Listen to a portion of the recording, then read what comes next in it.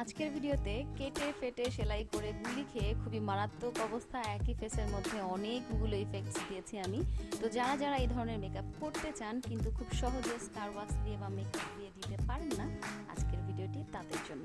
So hello, high, আসসালামু আলাইকুম, this is Jannat Pramanik, welcome back to my another video. আজকের ভিডিওতে যে দেখতে পাচ্ছেন আমার একই ফেসের মধ্যে এতগুলো আমি ইফেক্টস দিয়েছি, আর এগুলো খুব সহজেই দিয়েছি কারণ আমার মুখে যতগুলো দেখতে পাচ্ছেন স্পট বা এই যে স্কারগুলো, এগুলো কিন্তু প্রত্যেকটাই স্টিকার, আমি কিন্তু আলাদা করে মেকআপ করিনি। সো এই স্টিকারগুলো কোথায় পাবেন, কত দিয়ে পাবেন এবং কিভাবে ইউজ করবেন বিস্তারিত দেখাবো। শেষ পর্যন্ত সাথে থাকুন, আশা করি আপনাদের অনেক হেল্প হবে।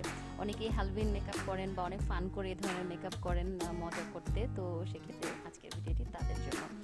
সো আমি স্টিকারগুলো নিয়েছি দারাজ থেকে, আমি ডেসক্রিপশনে লিঙ্ক দিয়ে দেবো, আশা করি আপনাদের হেল্প হবে।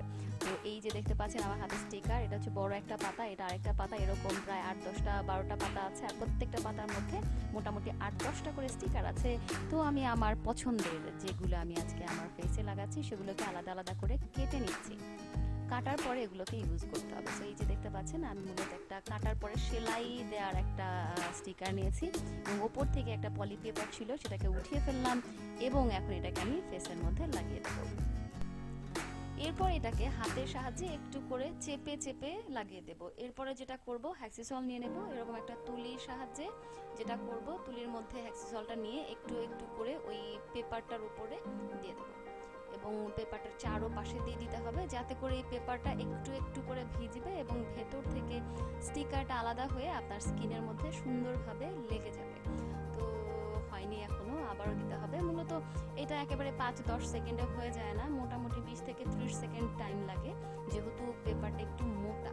তো উপরের পেপারটা যখন একটু ভিজে আসবে তখন নিচে থেকে স্টিকারটা যখন লেগে যাবে তখন এটাকে টান দিয়ে তুলে ফেললে স্টিকারটা একদম সুন্দর মতো স্কিনের সাথে বসে যাবে, যেটা কিনা টানাটানি ঘষাঘষি করলেও না সহজে উঠবে না আপনি যদি নর্মালি টাচ করেন। কিন্তু যদি জোরে ডলা দেন, সাবান ইউজ করেন, ফেস ওয়াশ ইউজ করেন, ক্লিনজার ইউজ করেন, তখন এটা উঠে যাবে।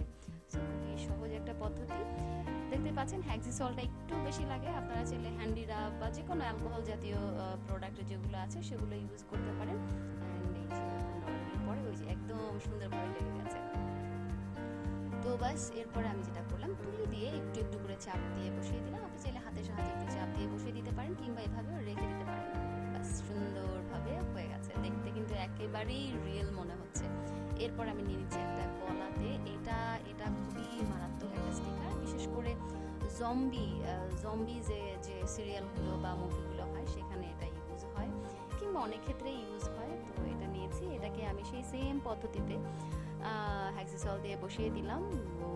দেখে মনে হচ্ছে কি যে কেউ কামড় দিয়েছে, তবে আমার একটা ভুল হয়েছে, আমি যে উপরের পাতলা পেপারটা ছিল সেটা আমি তুলিনি, যার জন্য এটা হয়েছে কি স্বাভাবিক এক্সট্রা রয়ে গেছে। তো আমি যেটা করলাম, তুলে উল্টো করে দেওয়ার চেষ্টা করলাম, হলো না। তো যেটা করেছি, আবারও হোয়াইট পেপারটার মধ্যে দিয়ে আবারও বসিয়ে দেওয়ার চেষ্টা করেছি, কিন্তু যেটা হলো না। এই বিস্তারিত দেখানোর কারণ হচ্ছে এরকম ভুলভাল হলে কিন্তু জিনিসটা নষ্ট হয়ে যাবে। তো যেমন এই স্টিকারটা খুবই সুন্দর ছিল, কিন্তু এই স্টিকারটা আমি নষ্ট করে ফেলেছি। এখন আমি এটাকে বাদ দিয়ে দেবো এবং অন্য স্টিকারে যাবো। তো আমি অন্য আরেকটা স্টিকার নিলাম। আমি মূলত এই স্টিকারটা আসলে কী জন্য ইউজ হয়েছে আমি বুঝতে পারিনি, বাস ছোট ছিল ইউজ করলাম। এটা কোনো কামড়ও মনে হচ্ছে না, কোনো একটা ক্ষত মনে হচ্ছে ছোটোখাটো। তো বাস এটাকে আমি রেখে দিয়ে নাকে চলে গেলাম, কারণ এটা একটু টাইম লাগে। একটু ভিজিয়ে দিয়ে আমি নাকে চলে গেছি, তো নাকেও এভাবে ভিজিয়ে দিলাম, এরপরে গলাতে হয়ে গেছে। তো বাস দেখতে পাচ্ছেন সুন্দর একটা শেপ আসছে। যদিও এটা আসলে স্টিকার, আপনার যেটা ভালো লাগে আপনি সেটা ইউজ করতে পারেন। নাকে দেখতে পাচ্ছেন গালেটা আর নাকেটা কিন্তু একেবারেই রিয়েল মনে হচ্ছে, যে কেটে যাওয়ার পরে সেলাই দেওয়া হয়েছে এবং একটু শুকিয়ে শুকিয়ে গেছে। কাছে থেকে দেখলে আরো ভয়ঙ্কর লাগে। সো ইয়েস, হয়ে গেল। তো আপনারা চাইলে এরকমভাবে আরও অনেকগুলো স্টিকার আছে, যেখানে যেটা খুশি গলায়, হাতে, পায়ে, কপালে, মুখে লাগাতে পারেন।